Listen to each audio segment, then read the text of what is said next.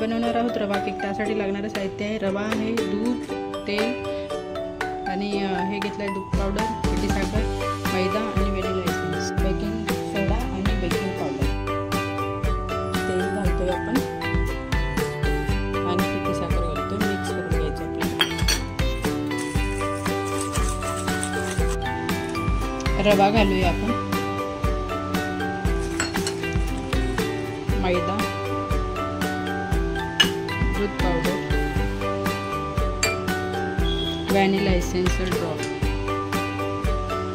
आता मिक्स करायचं, दूध घालून बेकिंग पावडर घालतो आपण 1 चम्मच आणि अर्धा चम्मच बेकिंग सोडा,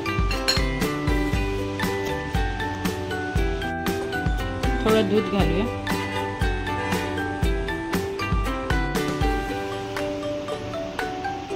आणि प्रीहीट करायला कुकर ठेवले आपण।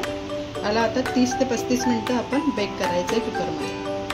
हे बघा आपण प्रीहीट केलेल्या कुकरमध्ये आता केक बेक करायला ठेवतो।